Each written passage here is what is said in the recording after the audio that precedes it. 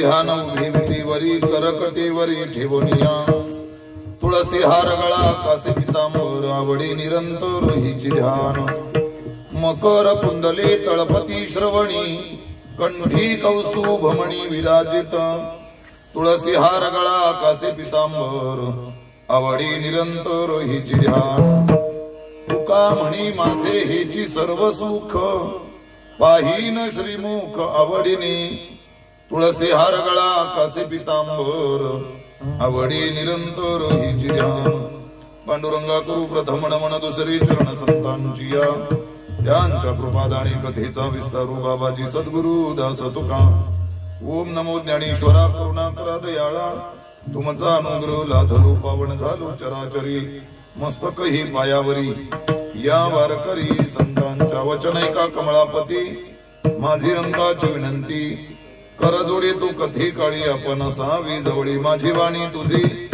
वर्णी गुणनामाईसी देई प्रेम काही कळा सेवी लागे सेवक झालो तुमच्या लागलो निज चरणा अहो स्वामी तुकया देवा यावरी न करावा अभीर सुंदर ते ध्यान उभी विटीवरी करकटेवरी ठेवनिया तुळसी हार गळा कासे पितांबर आवडी निरंतर हिची ध्यान भगवान पांडुरंग परमात्म्याच्या अपार सीमपूर्व कृपेने साधू संत महात्म्यांच्या कृपाशीर्वादाने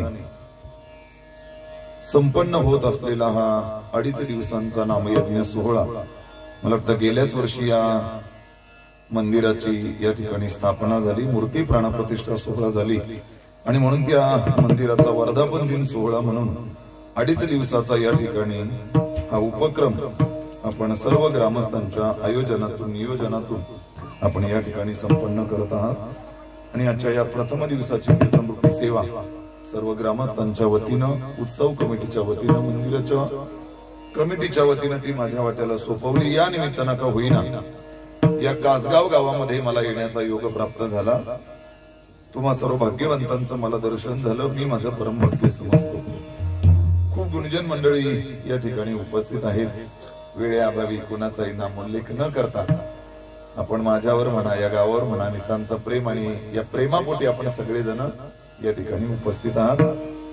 सर्व गायक वादक, सर्वच गुरुजन मंडळी, बसलेले सगळे श्रोते, सज्जन, मायबाप, तुम्हा सगळ्यांच्या चरणारविंदी पुन्हा पुन्हा पुन्हा पुन्हा या ठिकाणी या व्यासपीठावरून वंदन करतो. मर्यादित वेळेमध्ये जगद्गुरु तुकोबारायांचा भाव या अभंगातून काय आहे तो प्रकट करण्याचा आपण प्रयत्न करूया.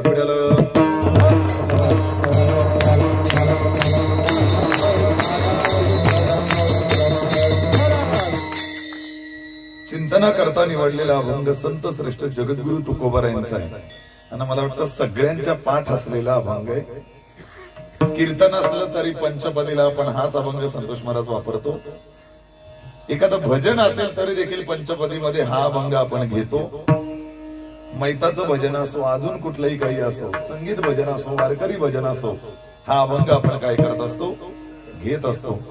काकडा जरी सकाळचा असेल तरी काकड्याच्या मालिकेमध्ये देखील सुंदरते ध्यान अभंग काय होत असतो, येत असतो. त्यामुळे सगळ्यांच्या परिचित असणारा, अत्यंत जवळचा वाटणारा अभंग आहे.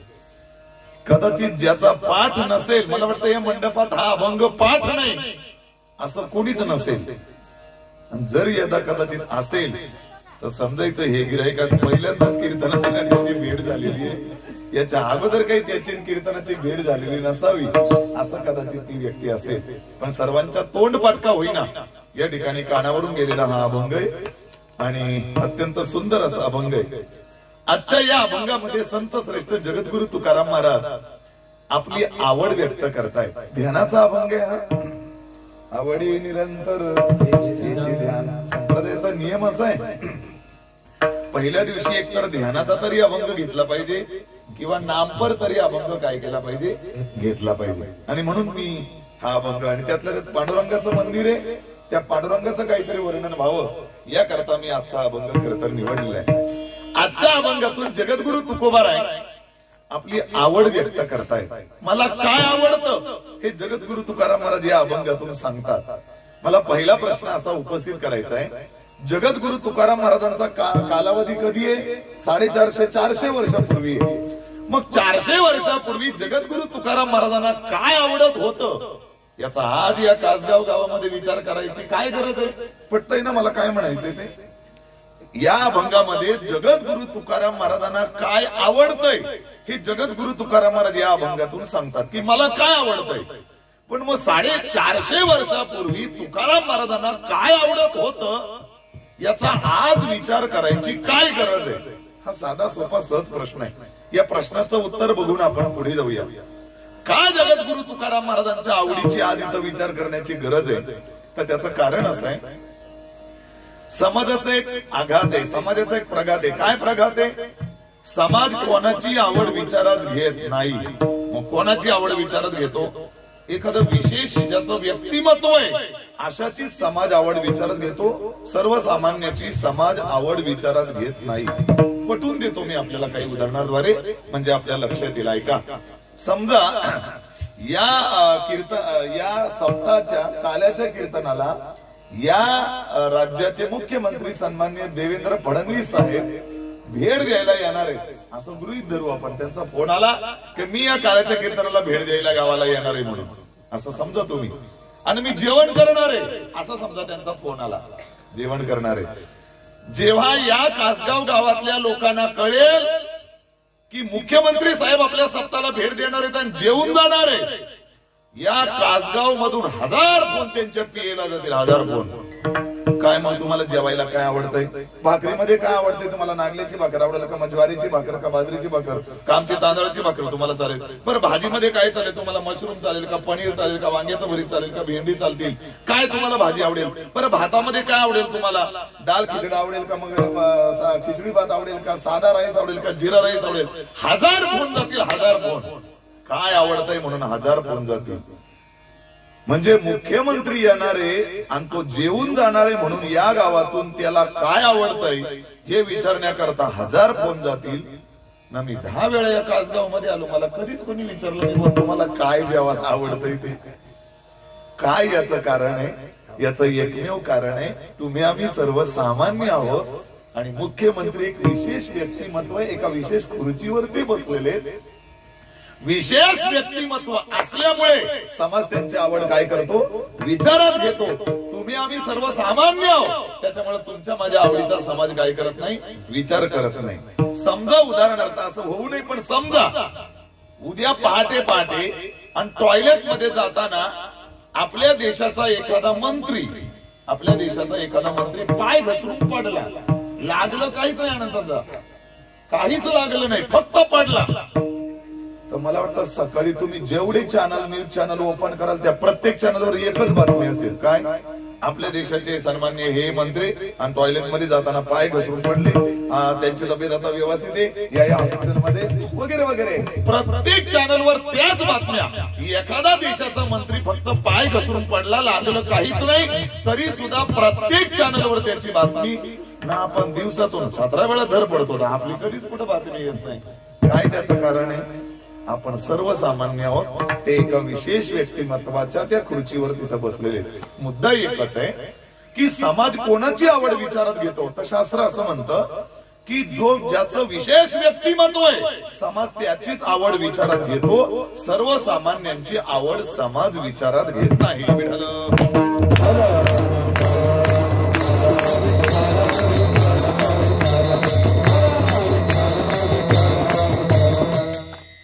दुसरा प्रश्न आहे माझा. पहिल्या प्रश्नाचं उत्तर मी देऊन टाकलं की आता दुसरा माझा असा प्रश्न आहे, मग 400 वर्षानंतर महाराज तुम्ही आम्हाला तुकाराम महाराजांची आवड जर इथं समजावून देता, तर असं काय विशेष व्यक्तिमत्व आहे तुकाराम महाराजांचं, काय विशेष व्यक्तिमत्व आहे की 400 वर्षानंतर आम्ही त्यांची आवड विचारात घेतली पाहिजे? का समाजानं त्यांची आवड विचारात घ्यावी? काय एवढं विशेष आहे जगद्गुरु तुकाराम महाराजांकडं? तर जगद्गुरु तुकाराम महाराजांची आजही आवड समाज का विचारात घेतो, तर त्यांचं व्यक्तिमत्व विशेष आहे. काय व्यक्तिमत्व विशेष आहे? खर तर जगद्गुरु तुकाराम महाराजांचं व्यक्ती विशेष जर मी सांगायला गेलो तर अख्खा 7 दिवसाचा सप्ताह सुद्धा काय पडेल, कमी पडेल, आपल्याला अपुरा पडेल. पण या अभंगाच्या दृष्टीने 2-4 महत्वाचे मुद्दे, आपल्यात आणि तुकाराम महाराजांच्या मध्ये किती फरक आहे, काय विशेष त्यांच्याकडे व्यक्तिमत्व आहे, एक 2-4 उदाहरणाद्वारे आपण बघूयात आणि पुढे जाऊयात. ऐका सज्जनो, जगद्गुरु तुकोबाराय जेव्हा भंडारा डोंगरावर, भामचंद्र डोंगरावर, गोराडे डोंगरावर आणि जेव्हा भजनाला जायचे आणि मग ती त्यांची पत्नी ती त्यांना भाकरी घेऊन जायची आणि भाकरी घेऊन गेल्यानंतर एक दिवस सहज ती काय करायची, या डोंगरावर शोध, या डोंगरावर शोध, त्या डोंगरावर शोध, असं करत ती जायची. आणि एक दिवस सहज तिनं विचारलं, बुवा रोज उठसूट भजनाला जाता, डोंगरावर या डोंगरावर, त्या डोंगरावर, या डोंगरावर, त्या डोंगरावर, काही दुमत नाही माझं, पण एक काम करा, किमान मला सांगून तरी जात जा म्हटले. सांगून तरी जात जा. काय सांगून जात जा? कावले आज मी या डोंगरावर चाललोय, म्हणजे नेमकी मला त्याच डोंगरावर काय करता येईल, भाकरी घेऊन येता येईल. तुकाराम महाराज म्हणले, काय वेडी असतो, अगं माझं मला कळत नाही मी कुठं जातो, माझा देव मला जिकडे नेईल तिकडे मी जातो, तर तुला कसं सांगू मी? पण एक युक्ती म्हटले माझ्याकडे, एक काम कर, तू इंद्रायणीच्या या बाजूला आलीस का 3 डोंगरावर जाणाऱ्या 3 रस्ते फुटतात, 3 वाटा फुटतात, 3 वाटा फुटतात. तू काय करायचं, प्रत्येक वाटेला कान लावायचा आणि ज्या वाटेची माती किंवा जी वाट विठ्ठल विठ्ठल म्हणेल, समजायचं तुकाराम महाराज या रस्त्यानं गेलेले. संपलं माझं उदाहरण. बघा उदाहरण संपलं. मला काय पटवून द्यायचं ऐका, जगद्गुरु तुकोबाराय ज्या वाटेनं जातात ती वाट सुद्धा विठ्ठल विठ्ठल म्हणते. आणि आमच्यासारखे बोंबलून मारायला आले तरी लोक आमची वाट लागायला आले, पण लोक काय करत नाही, विठ्ठल विठ्ठल म्हणत नाही. हा तुकाराम महाराजांच्या ना आपल्यातला फार मोठा फरक आहे बरं. तुकाराम महाराज ज्या वाटेनं जातात ती वाट सुद्धा विठ्ठल विठ्ठल म्हणते. हे जगद्गुरु तुकोबारायांचं विशेष व्यक्तिमत्व आहे, विशेषत्व आहे. त्यांच्यातनं आपल्यातला हा प्रचंड मोठा फरक आहे. ऐका अजून, जेव्हा काशीचा विद्वान किंवा रामेश्वर भट्ट जेव्हा तुकाराम महाराजांना भेटायला आले आणि जगद्गुरु तुकोबाराय नेमकी सकाळी बैर दिशेला चालले होते आणि ते नामस्मरण सतत चालूच त्यांचं, आणि ते रामेश्वर भट्टांना अडवलं त्यांना, तुकोबाराय काय वाटतंय का तुम्हाला, स्वतःला महाज्ञानी समजून घेता, वेदाचा अर्थ सांगतो असं म्हणता, आणि एवढं कळत नाही की बहिर दिशेला जाताना, अपवित्र कामासाठी जाताना देवाचं नाव घेऊ नये म्हणून. तुकाराम महाराज त्यांना म्हणले, काय करू मला कळतंय, पण म्हणले माझी वाणीच काय करत नाही, थांबत नाही. नेघे नेघे नेघे माझी वाचा विसावा, थांबतच नाही. करू काय काय म्हणता म्हणले वाणी थांबत नाही म्हणजे? अरे तुमची जीभ तुमच्या ताब्यात आहे, तुम्ही थांबत नाही. तुकाराम महाराज म्हणले खोटं वाटत असेल तर एक काम करा म्हटले, खोटं वाटत असेल तर एक काम करा, माझी वाणी तुम्ही थांबून धरा, तुम्ही जीभ धरा. काय आश्चर्य, जेव्हा जगद्गुरु तुकोबारायांची जीभ त्यानं पकडली तर त्याची जीभ जेव्हा जगद्गुरु तुकोबारायांची जीभ पकडल्यावर जगद्गुरु तुकोबारायांचं नामस्मरण बंद झालं. पण याची इच्छा नसताना सुद्धा याच्या वाणीतनं नामस्मरण काय झालं आणि चालू झालं. सोडली तुकाराम महाराजांची जीभ, जीभ सोडल्याबरोबर पुन्हा याची वाणी बंद झाली, याचं नामस्मरण बंद झालं आणि पुन्हा जगद्गुरु तुकोबारायांचं नामस्मरण काय झालं चालू झालं. संपलं माझं उदाहरण. ऐका मला काय पटवून द्यायचंय. जगद्गुरु तुकोबारायांची जीभ पकडून सुद्धा तुकोबारायांची वाणी नामस्मरणा वाचून राहत नाही. नाहीतर कीर्तनकार बोंबलून बोंबलून मरायला आले तरी लोक विठ्ठल विठ्ठल कीर्तनातली म्हणाला. मी घरच्यांचं नाही बोलत आहे, जी घरी गोधड्या घेऊन झोपलेत, काय काय मस्त जेवून जी रस्त्याने जाताना मला भेटली, मी त्यांच्याबद्दल नाही बोलत. मी कोणाबद्दल बोलतोय? कीर्तनात बसलेल्याबद्दल बोलतोय. म्हणत नाहीत लोक, म्हणत नाहीत लोक. म्हणजे पांढरे तुम्हाला खोटं वाटतंय का माझं? बघा तुम्ही, मी एका मिनिटात तुम्हाला दाखवून देतो. बघा म्हणतात का विठ्ठल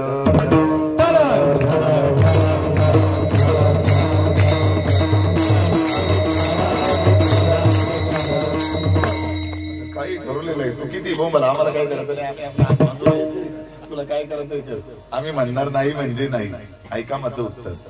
ज्यांच्या वाणीला थांब म्हटलं तरी त्यांची वाणी थांबत नाही आणि आपल्या वाणीला मन म्हटलं तरी आपली वाणी देवाचं नाव घेत नाही. एवढं मोठं विशेष व्यक्तिमत्व जगद्गुरु तुकोबारायांचं. ऐका विठ्ठल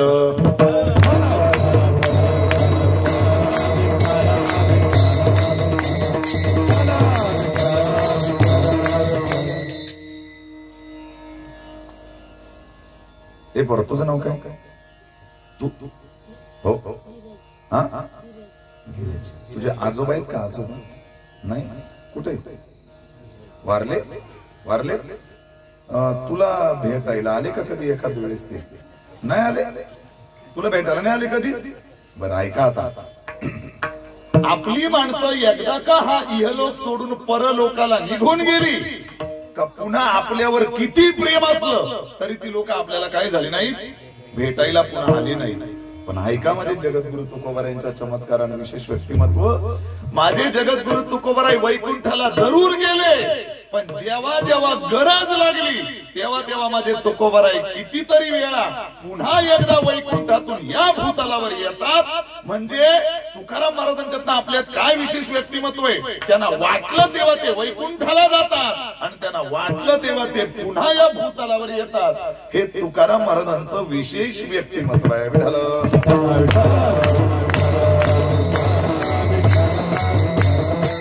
किती सांगलं तरी संपणार नाही. बघा मला 11च्या सेवा संपवायची. एकच शेवटचं एक तुकाराम महाराजांचं आपल्यात काय विशेष व्यक्तिमत्व आहे, का तुकोबारायांची आवड विचारत घेते, काय एवढं त्यांचं विशेष आहे, एकच संपवून पुढे जातो. ऐका, मला वाटतं 10 वाजून गेलेत पुढे, आहे ना?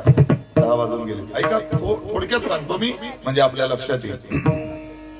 या सृष्टीचा एक नियम आहे. काय नियम आहे का जो जो कोणी जीव या भूतलावर जन्माला येतो त्याला एक ना एक दिवस काय करावं लागतं, हा इहलोक सोडून पुढील प्रवासाला जावं लागतं. श्रीमद भगवद्गीता असं म्हणते, जातस्य हि ध्रुवो मृत्युर ध्रुवम जन्म मृतस्य च तस्माद परिहार्यर्थे न त्वं शोचितुमर्हसि. यावर ज्ञानोबराय भाष्य करताना असं म्हणाले, उपजे ते नाशी नाशिले पुनरपि दिसे हे घटिका यंत्र जैसे परिभ्रमेका. जो जन्माला येतो त्याला एक ना एक दिवस जावं लागतं. 18व्या अध्यायामध्ये गोड ओवी सांगतात ज्ञानोबराय. ज्ञानोबरायांचं असं म्हणणं आहे, हिंदू धर्मामध्ये मनुष्यावर एकूण 16 प्रकारचे संस्कार केले जातात. 16 प्रकारचे, अगदी गर्भाधान संस्कारापासून ते शेवटचा उत्तर कार्यापर्यंत 16 संस्कार केले जातात. 16. ज्ञानोबरायांचं असं म्हणणं आहे, या 16 संस्कारांपैकी 14 संस्कार तुम्ही नाही जरी केले काय बिघडत नाही, काय आढळून राहत नाही त्याच्यावर. फॉर एक्झाम्पल आपल्याला सांगतो, आपण लग्न करतो ना, लग्न, हे लग्न म्हणजे 16 संस्कारांपैकी एक संस्कार येतो. लग्न म्हणजे 16 संस्कारांपैकी एक संस्कार आहे. मग मला आपल्याला पटवून द्यायचंय, मला सांगा, या जगात काहींनी लग्नच केलेले नाही, म्हणून काही त्यांचं आडू नये. उलट तुम्हाला सांगतो, आपल्यापेक्षा संतोष महाराज एवढी ती मजेत आहेत, एवढी सुखी आहेत, प्रचंड सुखी आहेत ती. लग्नच केले नाहीत त्यांनी, काय अडून नाही. लग्न हा सोहळा, लग्न हा संस्कार त्यांच्या जीवनामध्ये घडला नाही म्हणून काय अडून नाही. त्यांच्या जीवनाचं काहीच अडून नाही. उलट ती लोक प्रचंड सुखी आहेत. ऐका मग माझं वाक्य, सज्जनो, ज्ञानोबारायांचं म्हणणे 16 संस्कारांपैकी 14 संस्कार नाही जरी केले काही बिघडत नाही, पण ज्ञानोबाराय म्हणतात दोन संस्कार मात्र कोणाला चुकवता येत नाही. काय बोलले ज्ञानोबाराय? नरदेहाची गावा आलिया, जन्म मृत्यूची सोहळिया, ना म्हणो नये धनंजया जिया परी. अर्जुना, नरदेहा रूपी या लोकात यायचं असेल तर सगळे संस्कार चुकवले तरी चालतील, पण जन्म आणि मृत्यू हे 2 सोहळे कोणालाही चुकवता येत नाही.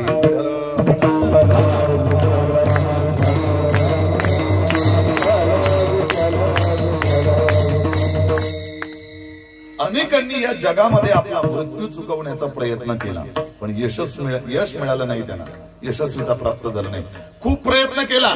इथंही काही बसलेली असं म्हणतील, महाराज काय बोलता तुम्ही, मरावं लागेल. आम्हाला फक्त आमचं मरण केव्हाय, मृत्यू केव्हाय एवढं फक्त कळू द्या. आम्हाला आमचं मरण काय करता येईल, चुकवता येईल, असं कदाचित काही म्हणतील. अशा लोकांना माझं सांगणं आहे, दादांनो, अरे तुम्हाला आम्हाला तर माहितच नाही की आपण केव्हा मरणार आहोत, पण ज्यांना त्यांचा मृत्यू केव्हाय हे अगोदर माहिती होतं आणि तरी त्यांना त्यांचं मरण काय करता आलं नाही, चुकवता आलं नाही. वेळ कमी, स्पर्श करतोय का. 1 तास अगोदर कळालं होतं. दिसले बंधू कोणाला? राजा खटवांगरायाला. 1 तास उरला खटवांगरायाची भाग्यदशा कैसी प्राप्त झाली.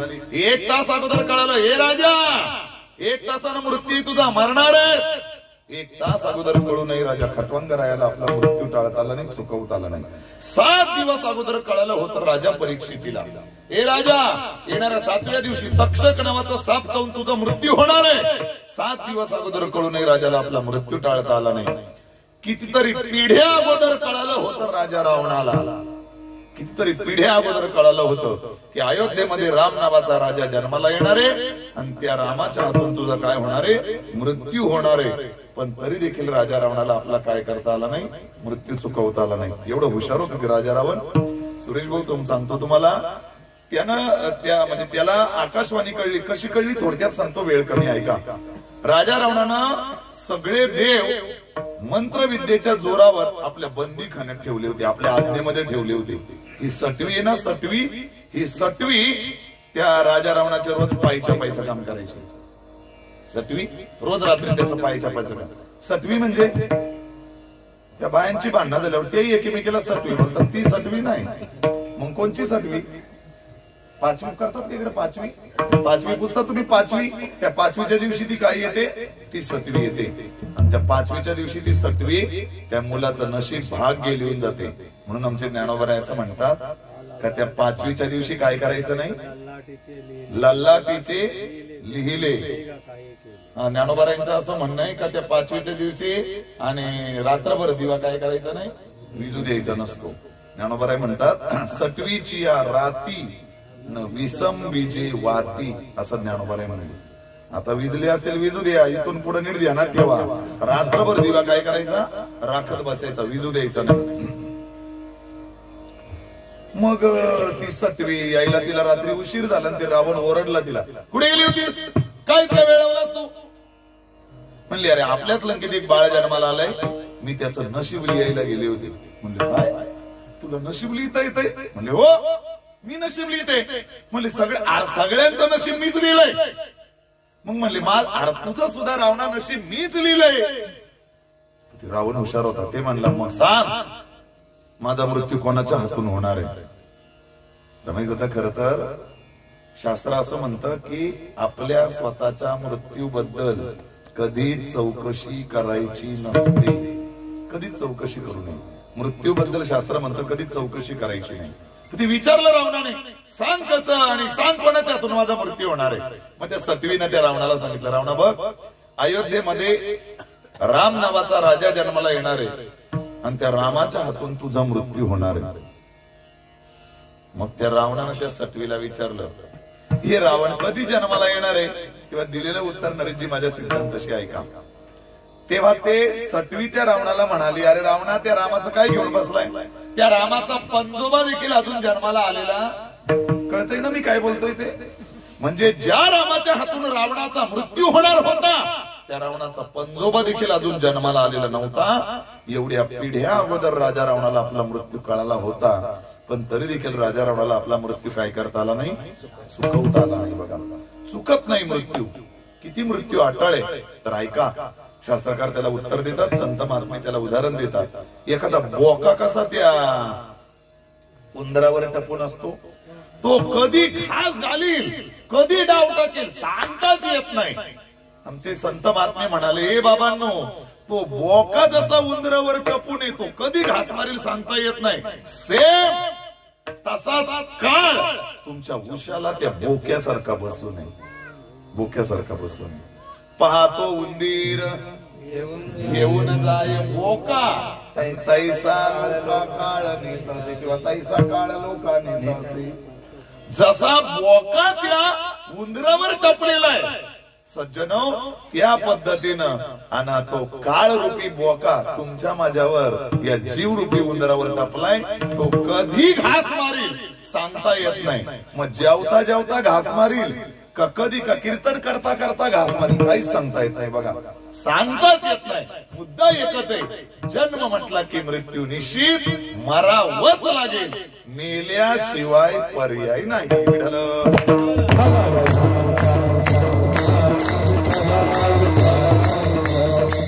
म्हणून आमच्या तुकाराम महाराजांना म्हणावं लागलं, आयुष्य खातो का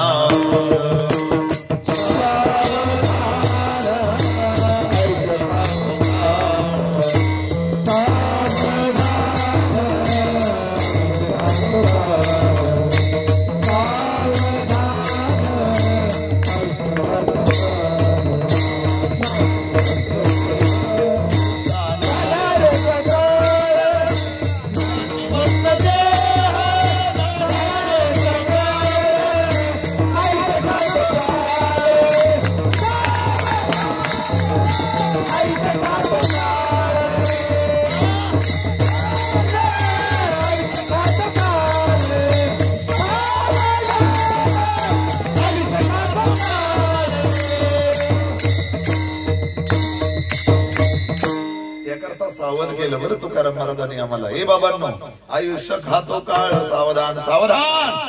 आयुष्य एक एक दिवस आपला काळ खात चाललाय. बरं, आपण वाढदिवस करता का तुम्ही? वाढदिवस, हॅपी बर्थडे करता का तुम्ही? Happy birthday. अरे तो वाढदिवस नाही, घड दिवस आहे आपल्या आयुष्यातला, तो घड दिवस आहे. आज एखाद्या नेत्याचा 50वा वाढदिवस आहे असं गृहीत धरा. मग मला सांगा, त्याच्या आयुष्यातली 50 वर्ष कमी झाली का वाढली? कमी झाली राजा हो, त्याच्या आयुष्यातली 50 वर्ष कमी झाली. म्हणून आयुष्यातला तो वाढदिवस नाही, घड दिवस आहे, घड दिवस. जन्म, मी एकदा त्या इगतपुरी तालुक्यामध्ये कीर्तनाला गेलो संतोष महाराज, आणि उत्तर रात्रीचं माझं कीर्तन होतं. आता उत्तर रात्रीच्या कीर्तनात असंच सगळं जन्म मृत्यूवर आपण बोलतो. आणि मग कशात मामा मी ते बोलायला सुरुवात केली. बोलता बोलता बोलता माझ्या तोंडातून पटकन एक वाक्य निघालं, ए बाबा, अरे या गावातली हीच आजी गेली असं काही नाही. या गावात जेवढी लोक आहे त्यांनाही शेवटी एक ना एक दिवस काय करायचंय, जावंच लागणार आहे, मारावंच लागणार आहे, असं बोललो त्या कीर्तनामध्ये. बोलल्यावर तुम्हाला सांगतो, लोकांचे डोळे पाणावले, रडायला लागले लोक. डोळे पाण्यानं भरले, अश्रूने भरले. लोकांनी मनात भावना तयार झाली असेल, खरंच काय खरं या जीवनाचं?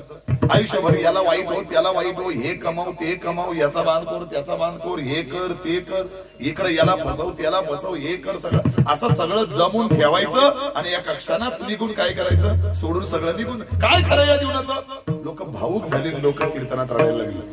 समोर एक बाई बसली होती, ती मात्र हसायला लागली. मला आश्चर्य वाटलं, कीर्तनात सगळी लोक रडतात ना, एकटीच बाई का बरं हसते? मला रावला नाही युवराज महाराज म्हणजे ताईला विचारलं, ताई का बरं हसता? त्या ताईने मला सांगितलं, महाराज तुम्ही आता बोलले. मी बोललो? काय बोललो? अरे तुम्हीच आता बोलला की या गावात जेवढी लोक शिल्लक आहे त्यांना एक ना एक दिवस काय करावं लागणार आहे, मरावं लागणार आहे. म्हणलो हो, त्यात खोटं ते काय? मरावं लागेल म्हणजे मरावंच लागणार आहे, त्यात खोटं ते काय? पण मग यात तुला हसायला काय झालं? म्हणलं, या बाई मी या गावात नाही तर मी कायला रडू? म्हणलं, आता मी या गावात नाही मी कायला रडू? म्हणजे शेलवलेला नियम वेगळा आहे ना, तिकडे सारंगपुरीला काही नियम वेगळा आहे, तू त्याला काही नियम वेगळा आहे. अरे बाबा, जन्म म्हटला की मृत्यू निश्चित, मरावंच लागेल, मेल्याशिवाय पर्यायच नाही. बघा, पर्यायच नाही. या जगात आजपर्यंत जे जे आले, मग राजा असो, रंक असो, कुणी असो, त्याला एक ना एक दिवस मृत्यूला सामोरं जावं लागलं. वाचा गरुड पुराण. आपण गरुड पुराण फार गोड कथा आहे. गरुड पुराणामध्ये गरुडाची आई आजारी पडली. आता गरुडाची आई आजारी पडली. गरुड हे देवाचं वाहन आहे, भगवान विष्णूचं वाहन आहे, आणि भगवान विष्णूचं वाहन असल्यामुळे त्याची आई आजारी पडले. स्वर्गातले अनेक देव देवता तिला बघायला यायची, आणि बघायला आल्यानंतर मग संध्याकाळी ते गरुड महाराज घरी आले का, ते गरुड महाराज घरी आल्यावरती आई चर्चा करायची. आज येऊन गेला, आज ते येऊन बघून गेला, चर्चा चालायची त्यांची. एक दिवस गरुड घरी आला संध्याकाळी, आणि घरी आल्यानंतर त्या आईचा चेहरा पडलेला दिसला. आई, हे असं चेहरा पाडून का बसलीस, काय झालंय तुला? अरे म्हणले, आज यम येऊन बघून गेला. यम येऊ दे म्हणले. ते आता एवढी देव देवता बघून गेले तर त्यालाही वाटलं असेल गरुडाची आई आजारी, तिला जाऊन बघून यावं म्हणून. अरे तसं नाही म्हणले, ते जाताना हसून गेला म्हणले. हसतो बरं यम, जेव्हा आपल्याला न्यायला येतो ना, हसतो यम. का हसतो? वैकुंठवासी गुरुरी विठ्ठल बाबा गुले म्हणायचे, ते यम असं सांगताय आपल्याला हसण्याच्या माध्यमातून लय उड्या मारल्यास तू, पण शेवटी सत्ता माझ्या हातावर होती, विसरला होतास राजा तू, आणि म्हणून ते यम काय करताय, हसताय. ते यम दोघांना यम दिसतो. दोघांना यम कोणाला दिसतो? दोघांना दिसतो. नंबर 1, ज्या व्यक्तीला न्यायला आलाय त्याला यम दिसतो, आणि दुसरं गावातल्या कुत्र्यांना यम दिसतो. म्हणून जर काही कारण नसताना कुत्री इवळायला लागली, रडायला लागली, समजायचं आज गावात काहीतरी अघटित घटना घडणार. रडायला लागलं नाही तर नुसते भुकायला लागलं तरी तुमच्या मनात यायचं असं नका. इवळायला लागल्यावर, रडायला लागल्यावर आणि ती समजायचं आज गावात काहीतरी अघटित घटना घडणार आहे. ऐका, यम दोघांना दिसतो. ती गरुडाची आई म्हणली, अरे तसं नाही, ते हसून गेला यम, काहीतरी गडबड आहे, तू काहीतरी कर. आई, कशाला घाबरते तू? अरे या जगाच्या मालकाला मी माझ्या पाठीवर वागवतोय, तुला अशा ठिकाणी नेऊन ठेव, यम काही यमाच्या बापाला पोहोचता येणार नाही. बसवलं आपल्या पाठीवर त्याच्या आईला त्यानं, आणि अशा एका निर्जन स्थळी एका गुहेमध्ये नेऊन ठेवलं. चीट पाखरू तिथे पोहोचणार नाही, मुंगीला सुद्धा पोहोचता येणार नाही. आईला त्या गुहेमध्ये खाली उतरवलं, आणि तेवढ्यात यम समोर हजर होता, आणि ते हसायला लागला.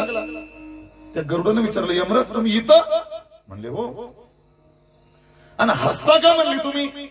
यमानं दिलेले उत्तर अत्यंत गोडे आणि कायम लक्षात ठेवण्यासारखे. ऐका, यम म्हणाला, गरुडा, तुझ्या आईचं मरण या गुहेत लिहिलेलं होतं. म्हटलं सटवीने, तुझ्या आईचं मरण या गुहेत लिहिलेलं होतं, आणि गेली 6 महिने झाले मी विचार करत होतो या गुहेत तुझ्या आईला आणायचं कसं. म्हणले, बरं झालं तू स्वतःहूनच घेऊन आलास, माझं काम काय केलंस, हलकं केलंस.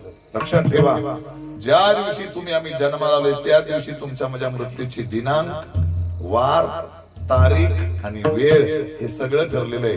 डॉक्टर काय, डॉक्टरच्या बापाला देखील मरण काय करता येत नाही, चुकवता येत नाही. बघा, चुकवता येत नाही. हा, डॉक्टर एक काम करतो. काय करतो तर आपलं जेवढं आयुष्य आहे त्या आयुष्यापर्यंत आपलं स्वास्थ्य चांगलं कसं राहील हे मात्र कोण करत असतो, डॉक्टर काम करत असतो. लक्षात ठेवा, लक्षात ठेवा. ऐका माझं उत्तर, ऐका माझं उत्तर. इतका मृत्यू अटाळे एक प्रमाण देतो या विषयावर पडदा टाकतो. ऐका, संत महात्मे असं म्हणाले, अरे दादांनो, तुम्ही आम्ही जातो, तुम्ही आम्ही मरतो, यात नवल काय? भगवान परमात्म्यानं देखील या भूतलावर अवतार घेतले, पण त्यालाही या जगात कायम काय करता आलं नाही, राहता आलं नाही. तुम्ही आम्ही किती झाडकी पत्ती आहोत, किती झाडकी पत्ती आहोत. येथ नाही उरू आले अवतार, येरते पामर जीव किती. अरे भगवान परमात्म्याला जर इथं कायम राहता आलं नाही तर तुम्ही आम्ही किती झाडकी पत्ती आहोत. मग ऐका आता माझं शेवटचं वाक्य.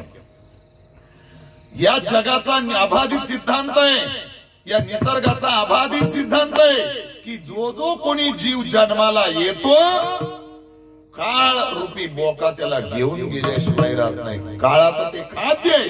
देह म्हणजे काळाचं खाद्य. देह हे काळाचे, देह हे काळाचं खाद्य. मग ऐका, जो काळ अख्ख्या जगाला खातो. पण काय आश्चर्य आहे, माझे जगद्गुरु तुकोबाराय त्याच काळाच्या माथ्यावर पाय देऊन सदैव वैकुंठाला निघून जातात. मरण माझे मरोनी गेले, मज केले अमर, किंवा जगा काळ खाय आम्ही माथा दिला पाय. सांगा, तुकाराम महाराजांचं विशेष व्यक्तिमत्व नाहीये? अरे जो काळ अख्ख्या जगाला खातो पण त्याच काळाच्या माथ्यावर पाय देऊन माझे तुकोबाराई वैकुंठाला जातात, हे तुकोबाराईंचं विशेष व्यक्तिमत्व आहे. आणि असं जगद्गुरु तुकोबाराईंचं पूर्ण संपूर्ण जीवन विशेष व्यक्तिमत्वानं भरलेलं असल्या कारणानं आज 400 वर्षानंतर त्यांच्या आवडीचा समाज काय करत असतो, विचार करत असतो. म्हणून तुकाराम महाराजांना विचारलं, तुकोबाराय तुम्हाला काय आवडतंय? लोकांनी तुकाराम महाराजांना विचारलं, तुकाराम महाराज तुम्हाला काय आवडतंय? तर मला काय आवडतंय हे जगद्गुरु तुकाराम महाराज अभंगाच्या 2ऱ्या चरणामध्ये सांगतात. आवडे देवासी सुंदर सुंदर ते ध्यान उभे तुलसी हार गाला कासे पितांबरा तुलसी हार गाला कासे पितांबरा तुलसी हार गाला कासे पितांबरा तुलसी हार गाला कासे पितांबरा तुलसी हार गाला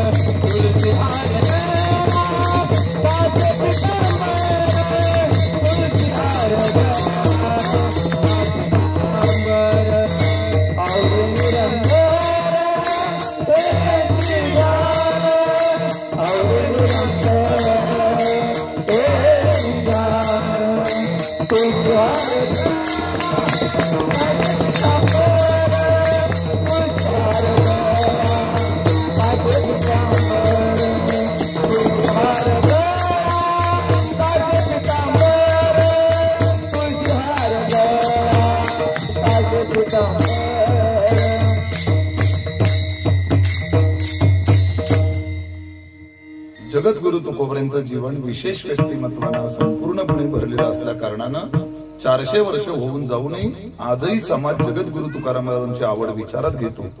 आणि म्हणून साधकांनी विचारलं, तुकोबाराई काय आवडतं तुम्हाला? तर जगद्गुरु तुकोबाराई म्हणतात, आवडी निरंतर हेची ध्यान. जगद्गुरु तुकोबाराई अभंगाच्या 2ऱ्या चरणामध्ये असं म्हणतात, आवडी निरंतर हिची ध्यान, मला हेच ध्यान आवडतंय असं जगद्गुरु तुकाराम महाराज म्हणतात. खर तर जगद्गुरु तुकाराम महाराजांनी या अभंगात कोणत्याच देवाचं नाव घेतलेलं नाही. अख्खा अभंग म्हणून बघा तुम्ही, मी पुढे म्हणतो तुम्ही माझ्या मागे पुढचं म्हणा. सुंदर ते ध्यान उभे विटेवरी ठेवनिया तुळसी हार गळा कासे पितांबर आवडे निरंतर मकर कुंडली तळपती श्रवणी कंठी कौस्तुभमणी विराजित तुका म्हणे माझे हेचे सर्व सुख पाहिन श्रीमुख आवडीन. बघा आलं का कोणत्या देवाचं नाव? या अभंगात कोणत्याच देवाचं नाव घेतलं नाही तुकाराम महाराजांनी. पण एक गोष्ट निश्चित आहे, तुकाराम महाराजांनी देवाचं नाव घेतलं नसेल, पण जे बाह्यांगानं वर्णन तुकोबारांनी केलंय ते वर्णन ही बारके पोरं सुद्धा सांगतील ते कोणत्या देवाचं वर्णन आहे. हे पोरांना नीट लक्ष द्या, माझ्याकडे ताड बसा, माझ्याकडे लक्ष द्या. करकटेवरी ठेवोनिया कोणत्या देव आहे असा? बोला ना. विठ्ठल. बघा टाळ्या वाजवा पोरांच्यासाठी. नशीब विठ्ठल म्हणले नाही ते सलमान खान बोलतो. ऐका, माझ्याकडे लक्ष द्या. सगळ्यांना कल्पना आहे की कटेवर ज्या भगवान परमात्म्याचे हात आहेत तो भगवान पांडुरंग परमात्मा आहे, विठ्ठल भगवान परमात्मा आहे. आणि म्हणून जगद्गुरु तुकाराम महाराज म्हणतात, मला काय आवडतंय? आवडे निरंतर हे ध्यान. हाच पांडुरंग परमात्मा मला आवडतो असं जगद्गुरु तुकोबारांचं म्हणणं आहे. पण त्या आवडीसाठी जगद्गुरु तुकोबारांनी 2 विशेषण वापरले. त्या दोन्ही विशेषणांचा सविस्तर विचार करून पुढे जाऊयात. ऐका. पहिलं, आवड तुकोबारांनी सांगितली मला हा देव आवडतो. कसा आवडतो? आवडे निरंतर, निरंतर आवडतो. आणि हेच आवडतं, हेची आणि निरंतर अशी 2 विशेषणं वापरले. त्याचा सविस्तर आपण विवेचन बघूयात आणि मग पुढे जाऊया. ही निरंतर का आवडतं? निरंतर म्हणजे कायम मला हाच आवडतो.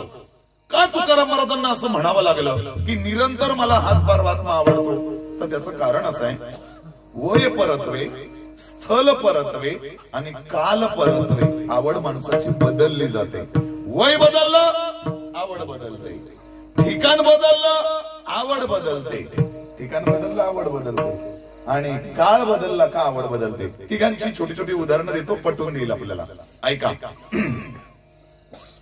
उन्हाळ्यामध्ये, मे महिन्यामध्ये किंवा एप्रिल महिन्यामध्ये अनंतर प्रचंड गरम होते. आपल्याला फॅन लागतो. आपल्याला फॅन नसेल तर काय होत नाही, झोप लागत नाही.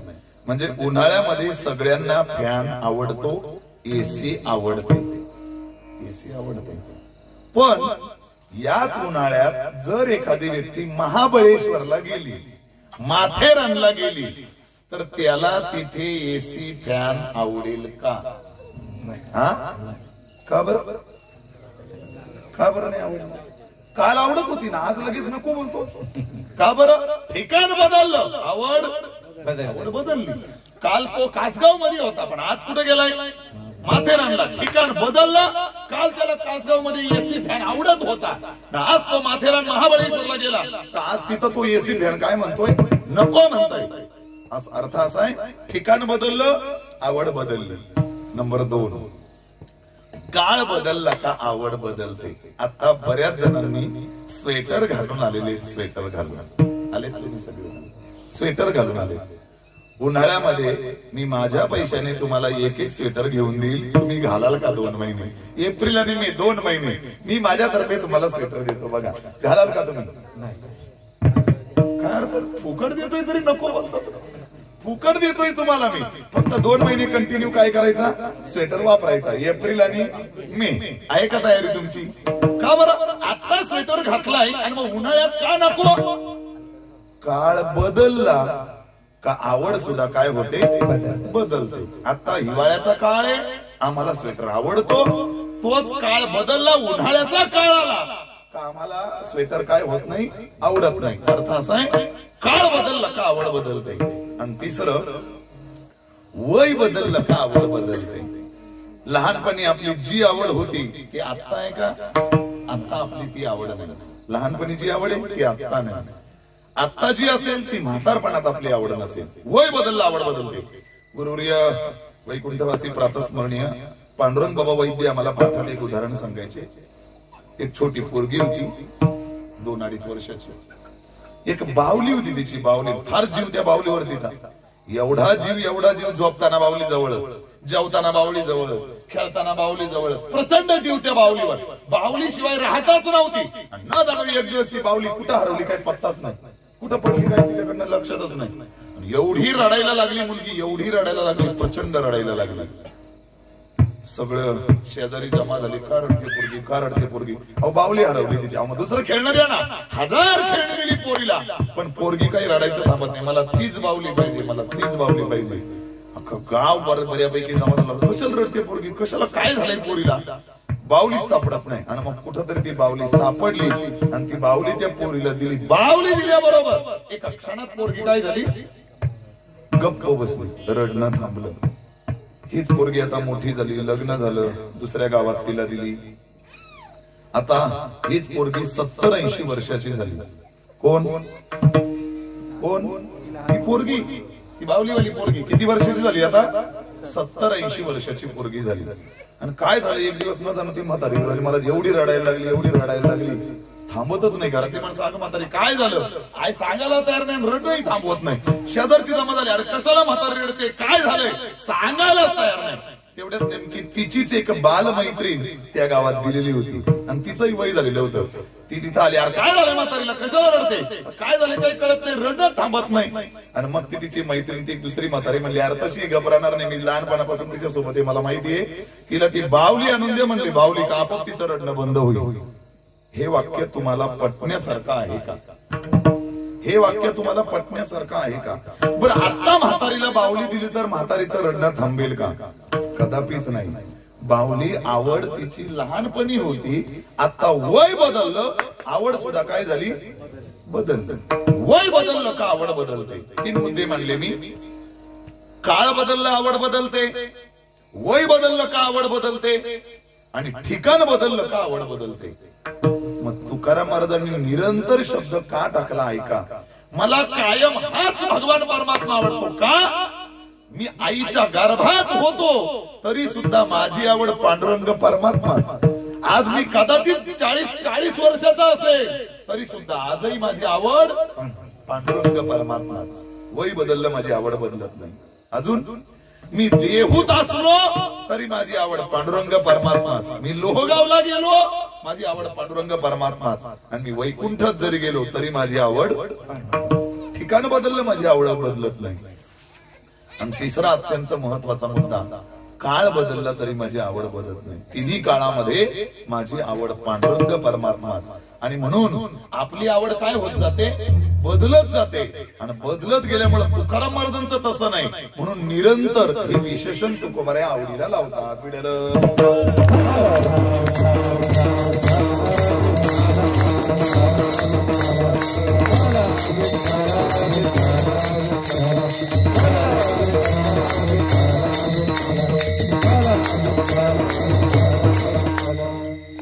दुसरा मुद्दा देतो, हेच आवडतं असं तुकाराम महाराज का म्हणतात बरं? हेच आवडतं, हेच आवडतं मला, दुसरं काहीच आवडत नाही. तर त्याचं कारण असं आहे, आवडीमध्ये अनेक वेगवेगळे प्रकार असतात, अनेक वेगवेगळे प्रकार असतात. बदलते आवड मनुष्याची, बदलत राहते. समजा मला, मी जर आता सुरेश भाऊना असं विचारलं, सुरेश भाऊ तुम्हाला गोड मध्ये काय आवडतंय, तर काय उत्तर द्याल तुम्ही? गोड मध्ये काय काय आवडतंय? हा बोला. लाडू. अजून एकच आवडते लाडू तुम्हाला? मग आमच्या घरी आलो, गुलाबजाम खाल्ले होते तुम्ही, त्याचं ऐका, मला काय पटवून द्यायचं. उदाहरणार्थ आपण कपडे घ्यायला जातो, कपडे घ्यायला गेल्यानंतर लाल कलरचा शर्ट आपल्याकडे असेल तर आपण बोलतो ही लाल आहे माझ्याकडे, आता मी काय करतो, पिवळा घेतो, पिवळा शर्ट. म्हणजे याचा अर्थ लालही रंग तुमची आवड आहे आणि त्याच रंगामध्ये दुसरा पिवळा रंग सुद्धा तुमची आवड आहे. आपल्या आवडी अनेक असतात, अनेक वेगवेगळ्या आवडी असतात. साधी गोष्ट आहे बघा. आणि वय बदलल्यानंतर आपल्या आवडी सुद्धा वेगवेगळ्या बदलत जातात. छोटं बाळ असतंय ना 7-8 महिन्याचं, त्याची ओळख पाळख असो नसो त्याला कोणी उचलून घेते, त्याचे 4-5 पंखे घेते, 4-5 पापे घेते त्याचं. मग मला तुम्हाला असा प्रश्न विचारायचा आहे, तेच बाळ जर 80 वर्षाचं झाल्यावर त्याच्या कोणी पापे घेतय का? का बरं नाही घेत? व्यक्ती बदलले का? व्यक्ती बदलले का? अरे व्यक्ती तीच आहे, व्यक्ती तीच आहे. पण आता काळ बदललाय, वय बदललंय, त्याच्यामुळे आता आम्हाला ती व्यक्ती आवडत आणि त्याच्यामुळे तिचे कोणी काय करत नाही.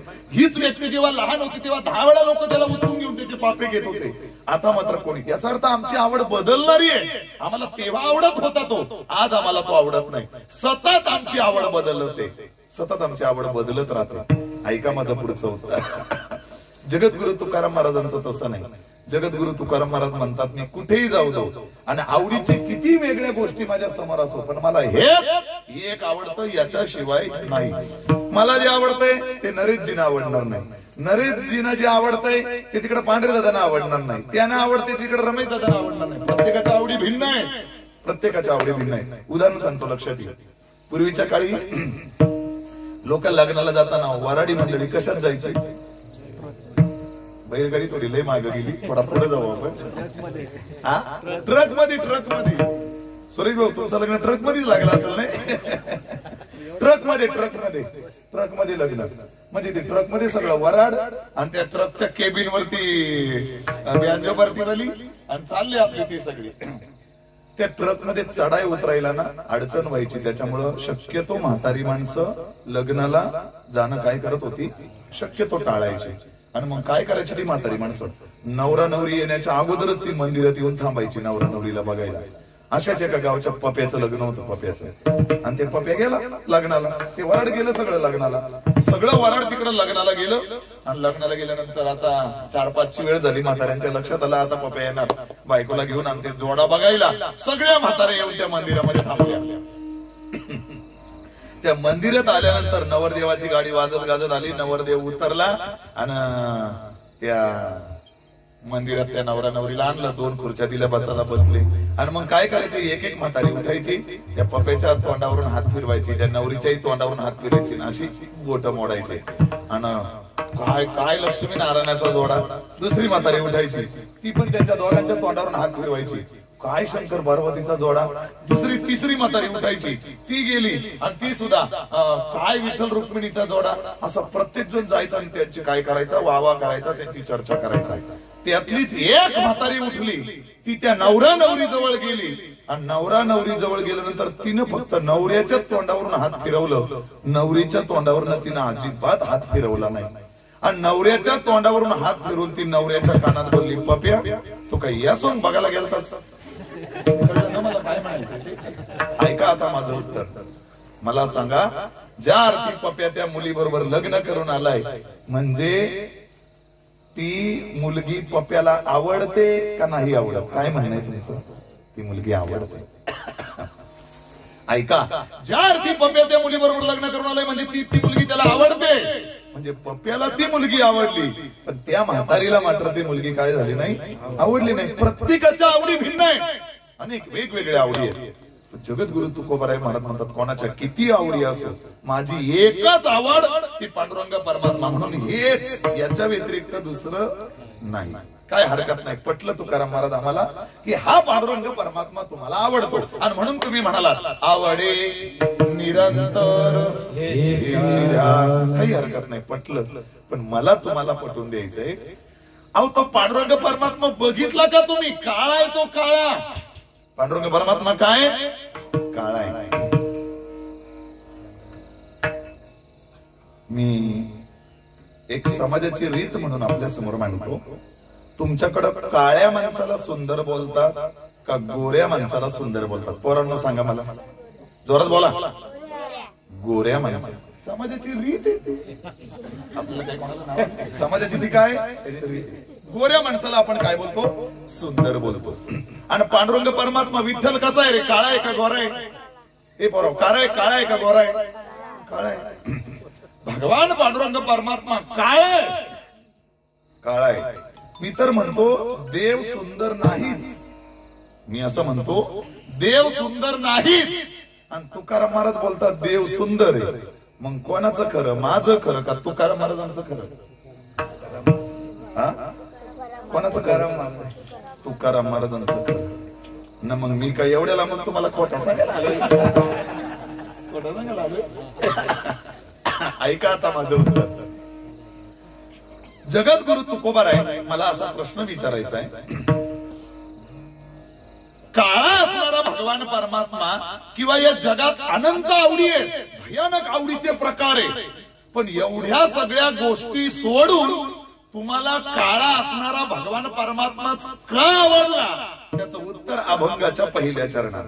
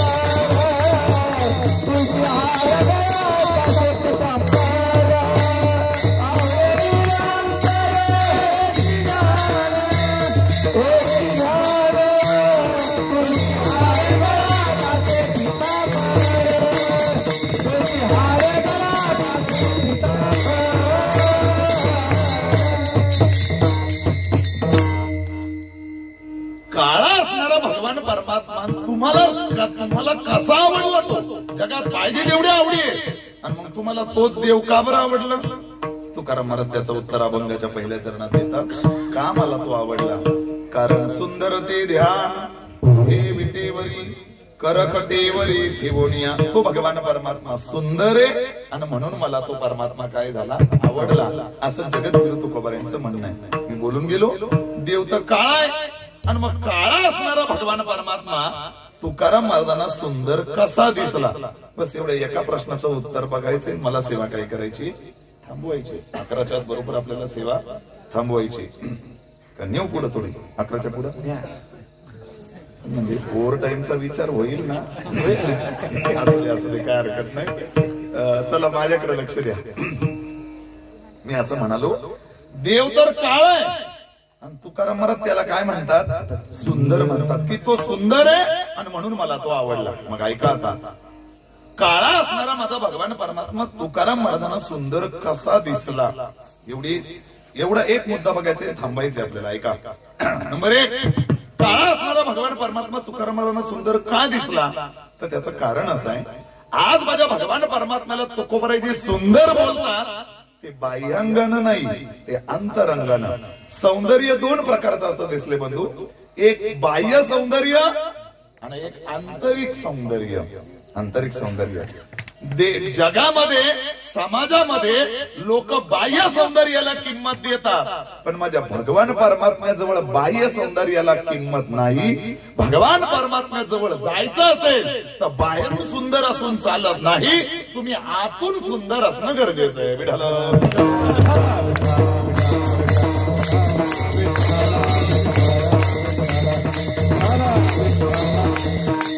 ऐका माझं उत्तर. तुम्ही बाहेरून किती सुंदर आहात याला काहीच महत्व नाही. पटवून देतो मी. ऐका, लक्षात ठेवा, या जगात बाहेरून सुंदर असणारी माणसं मोठी होत नसतात. या जगात मोठी माणसं ती होतात ती आतून सुंदर असतात. पटवून देतो मी. हे पोरांनो, कितवीला आहेत तुम्ही सगळे? तू 6वी, तू रे 7वी, तू रे 4थी, तू रे शाळेत नाही जात, तू 3री. ठीक आहे, असं. ऐका, आजपर्यंत शाळेमध्ये पोरांनो अशी कधी सूचना आली का तुम्हाला? सर्व विद्यार्थ्यांना सूचित करण्यात येते की उद्या या हिरोईनची जयंती असल्या कारणाने शाळेला सुट्टी राहील. अशी कुठे सूचना आली का पोरांना तुम्हाला? कधीच नाही. मला पोरांनो अजून तुम्हाला एक विचारायचं आहे, हिरोईन सुंदर आहे का नाही? कशाला पिक्चर बघता रे तुम्ही? हिरोईनला ईश्वराने प्रचंड सौंदर्य दिलंय, पण ऐका, प्रचंड सौंदर्य असूनही या जगात कोणत्याच हिरोईनची आजपर्यंत काय नाही जयंती किंवा पुण्यतिथी साजरी होत नाही. चला याच्या उलट बोलतो मी. या भारताचे माजी दिवंगत राष्ट्रपती डॉक्टर APJ अब्दुल कलाम दिसायला काय फार सुंदर होते असं तुमचं म्हणणं आहे का? पण ऐका, त्यांच्या जयंतीच्या निमित्तानं अख्ख्या भारतभर वाचन प्रेरणा दिन म्हणून काय केला जातो? संपन्न केला जातो. जयंती पुण्यतिथी म्हणून साजरी केली जाते. तुम्ही बाहेरून किती सुंदर आहात यावर तुमचं मोठेपण कधीच अवलंबून नाही. तुम्ही आतून किती सुंदर आहात यावर तुमचं मोठेपण सुंदर असते, यावर तुमचं मोठेपण अवलंबून असतं. हे कायम ऐका. मी अजून पुढे जाऊन बोलतो. ऐका, अजून पुढे जाऊन बोलतो. दुर्दैव आपलं असं आहे का आम्ही बाहेरून सुंदर दिसण्यासाठी प्रयत्न करतो, आतून सुंदर दिसावं म्हणून या जगात कोणीच काय करत नाही, प्रयत्न करत नाही. किती तोंडाला काय काय लावतो, काय करतो आपण, फॅरन लावली काय काय काय काय. मला ही पोरं फॅरन लावली लावतात त्याचं नरीची अजिबात मला वाईट वाटत नाही, पण म्हाताऱ्या सुद्धा तोंडाला फॅरन लावली लावतात त्याचं मला वाईट वाटतंय. ऐका, मला काय पटवून द्यायचंय सज्जनो, वैकुंठवासी गुरुवर्य विठ्ठल बाबा घुले म्हणायचे, पोरांनो, माणसं बाहेरून सुंदर दिसण्याकरता जेवढा प्रयास करतात तेवढाच प्रयास जर आतून सुंदर बनण्याकरता केला तर न जाणो ईश्वर कदाचित प्रत्यक्ष आपल्याला दर्शन दिल्याशिवाय राहणार नाही. विठ्ठल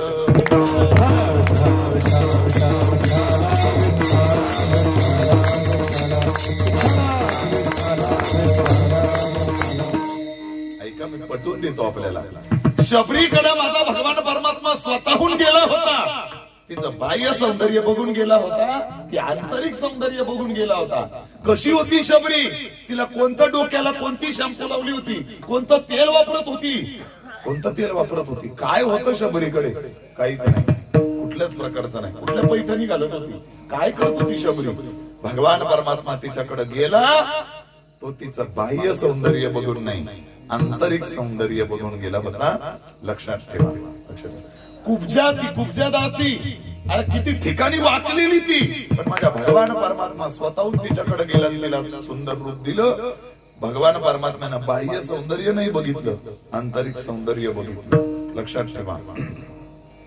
फार एक गोड प्रमाणे जगद्गुरु तुकोबारायांचं, अंतरीची घेतो गोडी, पाहे जोडी भावाची. आतली गोडी घेतो, तो देवाकडे जायचंय ना, मग आतली गोडी घेतो. देव बाहेरची गोडी देवाला चालत नाही, अंतरीची घेतो गोडी आणि पाहे जोडी भावाची.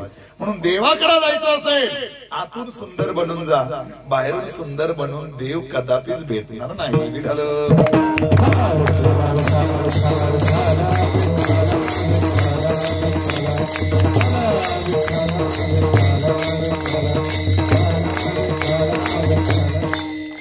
मला पुढे जायचंय, ऐका माझा मुद्दा. नंबर 1, आज माझा भगवान परमात्मा जगद्गुरु तुकोबाराय जो सुंदर दिसतोय, या सुंदरतेचं वर्णन तुकोबाराय करतात. ते बाह्य सौंदर्याने नाही, माझा भगवान परमात्मा आतून सुंदर आहे. षडगुण ऐश्वर्य संपन्न माझा भगवान परमात्मा आहे, आणि म्हणून त्या षडगुण ऐश्वर्य संपन्नतेला धरून जगद्गुरु तुकोबारायांना माझा भगवान परमात्मा काळा असूनही काय दिसतो, सुंदर दिसतो. चला अजून एक मुद्दा म्हणतो. काळा असणारा भगवान परमात्मा तुकोबारायांना सुंदर का दिसला, तर त्याचं कारण आहे, ज्याची दृष्टी व्यापक आहे त्याला या जगातल्या सगळ्याच गोष्टी काय दिसतात, चांगल्या दिसतात आणि सुंदर दिसतात. त्याची दृष्टी व्यापक आहे. आम्हाला फक्त आमचं चांगलं दिसतं आणि शेजारच्याचं आम्हाला वाईट दिसतं. काय याचं कारण आहे, याचं कारण आमची दृष्टी संकुचित आहे, आमची वृत्ती संकुचित आहे. म्हणून या सगळ्या गोष्टी होतात. पटवून देतो. पसायदान पाठ आहे का तुमचं? पसायदान पाठ आहे. पोरांनो, मी बोलतो, माझं काही चुकलं तर मला तुम्ही मध्येच थांबवा, मध्येच थांबवा. ऐका. आता विश्वात्मकी देवी येणे वागयज्ञ तोषावी, तोषोणी मद द्यावी पसायदानही. जे खळांची व्यंकटी सांडो, तया सत्कर्मी रती वाढो. भूता परस्परी जडू मैत्र जीवांचे, दुरितांचे तिमिर जावो. महाराष्ट्र स्वधर्म सूर्ये अरे चुकलं का माझं? क्षमा करा, माफ करा, मला माफ करा. मी सुधारणा करतो. दुरितांचे पर्यंत आलोय ना आपण. ऐका. दुरितांचे तिमिर जावो, भारत स्वधर्म. अरे चुकलं का परत माझं? मग ऐका, मी सुधारणा करतो अजून. दुरितांचे तिमिर जावो, आशिया खंड स्वधर्म. ऐका आता माझं उत्तर. पुणे जिल्ह्यामध्ये जन्माला आलेले माझे ज्ञानोबाराय महाराष्ट्र सुखी होऊ दे असं म्हणत नाही, भारत सुखी होऊ दे असं म्हणत नाही, आशिया खंड सुखी होऊ दे असं म्हणत नाही. विश्व स्वधर्म सूर्य. इतकी व्यापक दृष्टी ज्या दिवशी आमची तयार होईल त्या दिवशी अख्खं जगच आम्हाला सुंदर दिसेल. विठ्ठल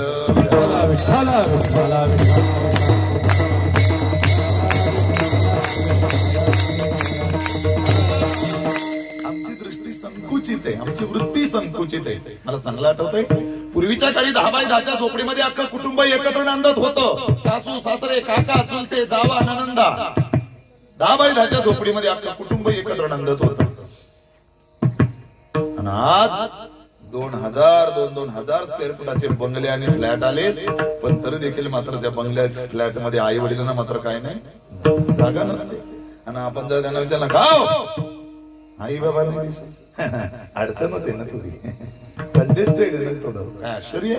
पूर्वीच्या काळी 10 बाय 10च्या झोपडीमध्ये जर अख्खा कुटुंब एकत्र नांदत होतं, तर आज 2,000 स्क्वेअर फुटाच्या फ्लॅटमध्ये किंवा बंगल्यामध्ये आई वडिलांना जागा होत नाही. ऐका माझं उत्तर. घरामध्ये आई वडिलांना जागा असण्यासाठी पहिल्यांदा आमच्या मनात आई वडिलांसाठी जागा असावी लागते.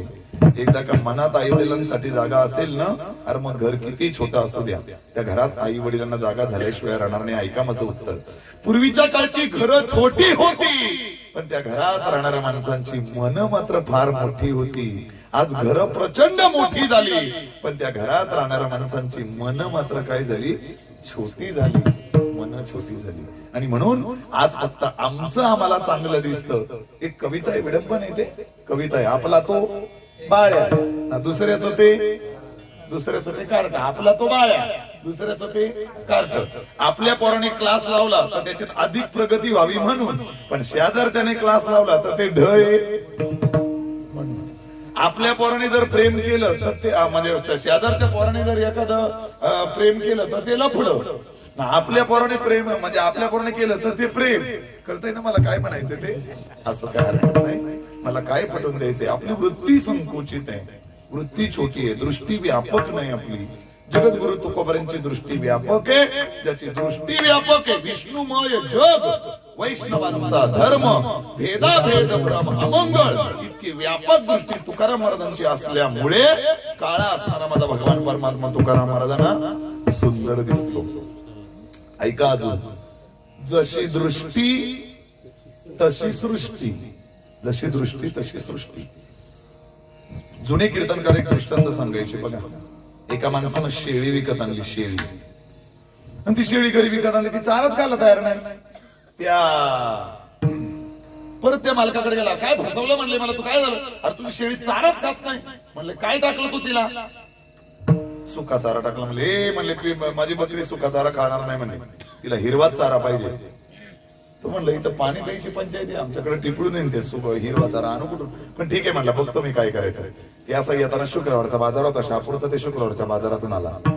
आणि शुक्रवारच्या बाजारातून आल्यानंतर त्यानं एक हिरव्या काचेचा चष्मा घेतला, हिरव्या काचेचा. गॉगल ते बारक्या पोरांचं असते, हिरव्या काचेचे गॉगल घेतला आणि ते गॉगल घरी आला आणि त्या बकरीला, त्या शेळीला तो गॉगल लावला. बस तो गॉगल लावल्याबरोबर शेळीनं तो सुका चारा खायला काय केली, सुरुवात केली. संपलं माझं उदाहरण. मला तुम्हाला प्रश्न विचारायचा आहे, शेळी बदलली का?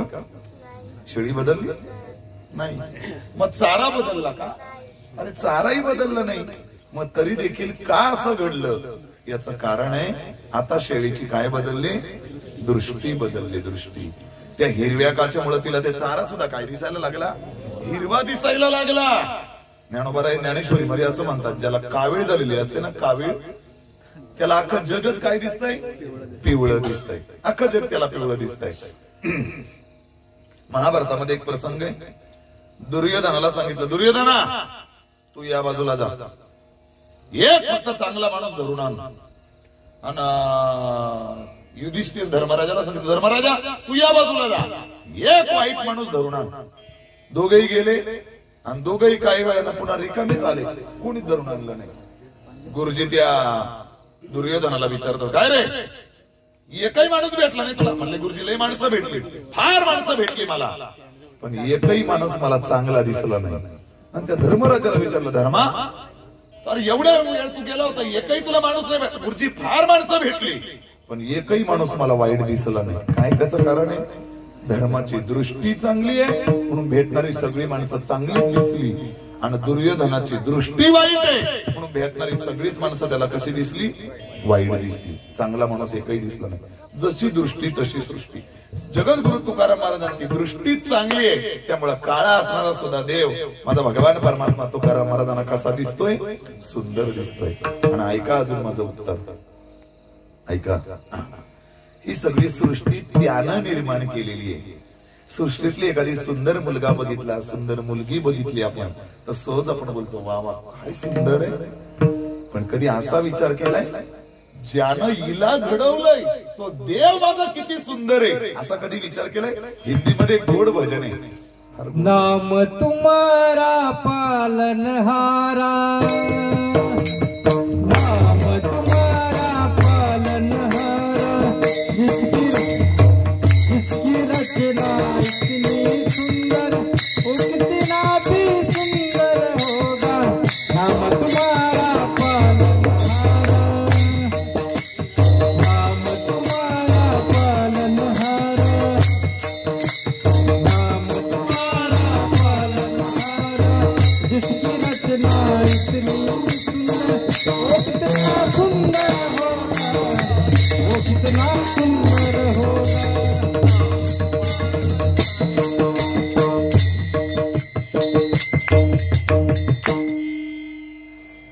काय कीर्तन संपत आले गुल द्यायची पद्धत आहे काय? असू दे, मला वाटलं काही पद्धत नसेल मागू नये, उगीच कशाला मागायचं. तुम्ही फार कीर्तनात सवय आता बदलून टाकला मी संतोष महाराज म्हणतात. गुळ खात नाही मी आता कीर्तनात, आधी आपली तुम्ही आणला म्हणून खाल्ला. गुळ मागत नाही मी आता. का मागत नाही? एका ठिकाणी कीर्तनला गेलो विरोधात आणि ते गुळ मला कसा कोरडा पडायचा, गुळ खायचो. कीर्तन वगैरे झालं, नारळ पाकिट घेतला, ते पाकिट मी बघितलं ते अशा आधीमधीच रक्कम होती. म्हणजे कळलं ना तुम्हाला मला काय म्हणायचं. मी म्हणलं काय रे भाऊ काय भानगडे, म्हणजे काहीतरी राऊंड फिगर काहीतरी पाहिजे ना, आधीमधीच अशी. ते म्हणलं मग ते तो गुल खाल्ला त्याचा कापून घेतलं म्हणतो आम्ही पैसे. फार सवयी बदलली आता. तुम्ही आणलाय म्हणून आमच्या रमेशने इथं ठेवला गुळ मी खाल्ला. ऐका काय सांगत होतो मी, असं म्हणत होतो एखादी मुलगी जर सुंदर दिसली, एखादा मुलगा सुंदर दिसलो तर सहज आपण बोलतो काय सुंदर मुलगी आहे, काय सुंदर मुलगा आहे. पण असा कधी विचार केलाय ज्यानं हिला घडवलंय तो ईश्वर किती सुंदर आहे. नाम हे तेरा तारणहारा, वो नाम हे तेरा तारणहारा, कब तेरा दर्शन होगा, जिनकी प्रतिमा इतनी सुंदर, वो कितना सुंदर होगा, वो कितना सुंदर होगा. तुम्ही कधीतरी वृंदावन ते तिकडे जाऊन बघा, बोलतात जणू काय बोलतात. तेसले म्हणतो तुम्ही होतात आमच्या बरोबर, नरेशजी तुम्ही होतात, बोलतात त्या मूर्ती आपल्याशी, बोलतात इतकं सुंदर.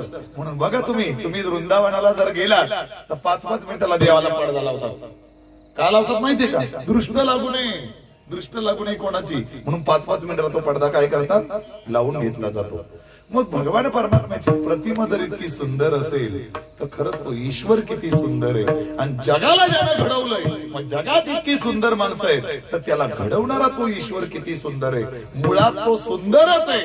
आणि म्हणून जगद्गुरु तुकोबारे म्हणतात की तू मला आवडतो. सुंदर ते ध्यान उभे विटेवरी करकटेवरी ठेवणिया, तुळसी हार गळा कासे पितांबर, आवडी निरंतर हिची धान. काय अजून त्या देवाचं वर्णन. मकर कुंडले तळपते श्रवणी, कंठी कौस्तुभमणी विराजित. मकराकार त्याची कुंडल आहे, कंठामध्ये कौस्तुभ नावाचा मणी त्यानं आपल्या धारण केलेला आहे. आणि असा भगवान परमात्माच माझी आवड आहे, हेच माझं सर्व सुख आहे. म्हणून मी कायम आवडीनं त्यालाच बघत राहीन, याच्यापेक्षा दुसरं माझं सुख नाही. अभंगाचं शेवटचं चरण.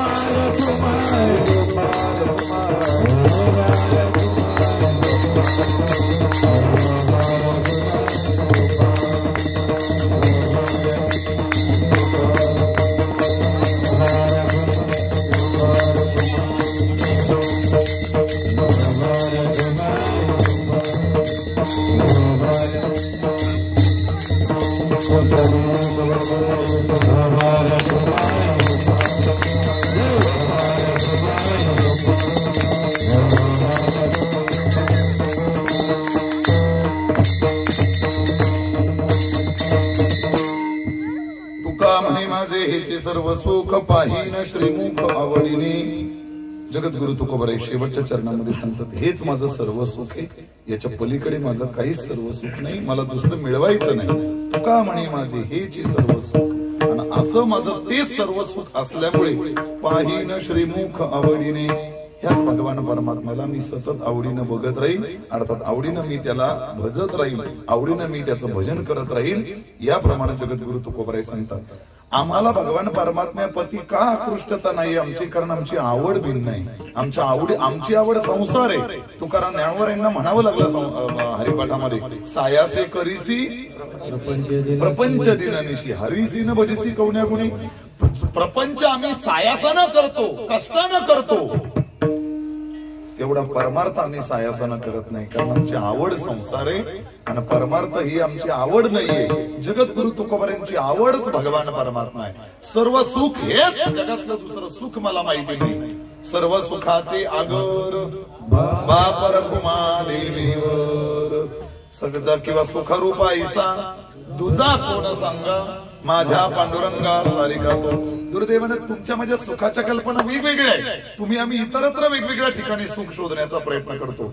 सर्वांचं ठरलंय पैसा म्हणजे सुख आहे. बघा, पैसा म्हणजे सुख आहे, पैशाशिवाय काहीच नाही असं सर्वांनी ठरवून टाकलंय. ऐका माझं उत्तर, पैसा हे जीवनाचं अंतिम साध्य कदापिच असू शकत नाही.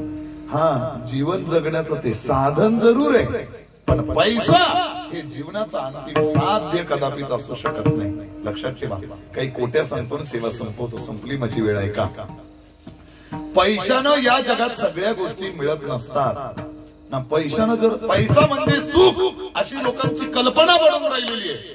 पण ऐका, पैसा म्हणजे जर सुख असतं तर या जगातल्या करोडपतींना झोपेच्या गोळ्या घेऊन कधीच झोपावं लागलं नसतं. वाक्य ध्यानात ठेवा. ऐका, पैशानं पाहिजे तेवढी औषधं खरेदी करता येतील, पण आयुष्य मात्र कधीच पैशानं खरेदी करता येत नाही. वाक्य ध्यानात ठेवा. पैशानं पाहिजे तेवढा सुंदर करोड रुपयाचा बंगला विकत घेता येईल, पण पैशानं त्या बंगल्यातलं सुख आणि समाधान कधीच विकत घेता येत नाही. एवढं वाक्य ध्यानात ठेवा. पैशानं सुंदर पाहिजे तेवढा मोठा बेड खरेदी करता येईल, पण त्या बेडवरची झोप पैशानं कधीच खरेदी करता येत नाही. पैशानं पंचपक्वान्न विकत घेऊन खाता येतील, पंचपक्वान्न खरेदी करता येतील, पण पोटातली भूक मात्र कधीच पैशानं विकत घेता येत नाही. ऐका, तुमच्या पैशाकडे, प्रॉपर्टीकडे बघून खूप सुंदर पती किंवा पत्नी तुम्हाला मिळेल, पण त्या पती किंवा पत्नीचं खरं प्रेम पैशानं कधीच विकत घेता येत नाही. म्हणून पैसा म्हणजे सर्वस्व नाही. खरं सुख तो भगवान परमात्मा आहे. पैसा मिळवणं हे जीवनाचं मिळवू नये असं माझं दुमतच नाही. तुकाराम महाराज बोलले ना, काय बोलले? जोडोनिया धन उत्तम व्यवहार आहे. जरूर पैसा कमवा. माझं तर असं म्हणणं आहे का एका बँकेत नाहीच जर ठेवायला जागा झाली तर, नाहीच जर जागा झाली तर म्हणजे 10 बँकांमध्ये अकाउंट खोला. एवढा पैसा आपण कमवा, जरूर कमवा. फक्त एक इच्छा आहे, त्या 10 बँकांच्या सोबत एक 11व्या हरिनामाच्या बँकेत सुद्धा आपलं काय असलं पाहिजे? अकाउंट असलं पाहिजे. हरिनामाच्या बँकेमध्ये रामनाम धन करा जमा, ही हरिनामाची जमा, शेवटी येईल तुमचे काम. असो जगद्गुरु तुकोबारायांना हे सुख वाटत नव्हतं. भगवान परमात्मा हेच माझं सर्व सुख आहे, आणि म्हणून तुका म्हणे माझे हेचे सर्व सुख पाहिन श्रीमुख आवडीने. तुळसी हार गळा कासे पितांबर, आवडी निरंतर हिची ध्यान. ज्ञानेश्वर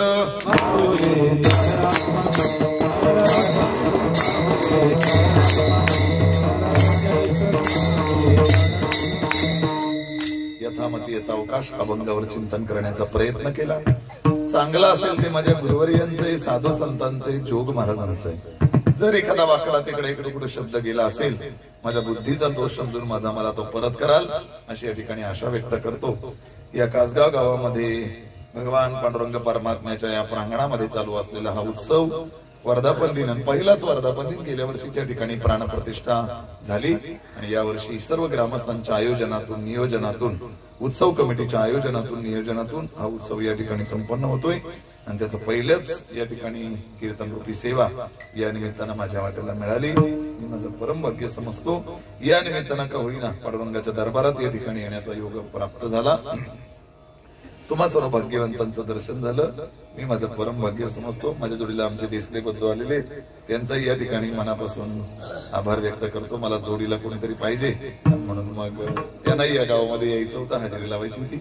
खूप अनेक माझ्यावर प्रेम करणारे अनेक गुणीजन मंडळी आले. सारंगपुरी भजनी मंडळ असेल, शेलवली भजनी मंडळ असेल, सगळेच आपण सर्वच गुणीजन मंडळी. तुत्यावरनं आमची सहकारी मंडळी या ठिकाणी परमार्थी प्रेमी आले. साडगावरनं आमची सगळी मंडळी आलेली. तेव्हा अनेक वेगवेगळ्या ठिकाणाहून आपण सर्वजण तुम्हा सगळ्यांच्या चरणारविंदी पुन्हा पुन्हा पुन्हा पुन्हा नतमस्तक होतो. झालेली सेवा प्रभूचरणी समर्पित करतो आणि सेवेला या ठिकाणी पूर्ण विराम देतो. जय विठ्ठल, जय विठ्ठल.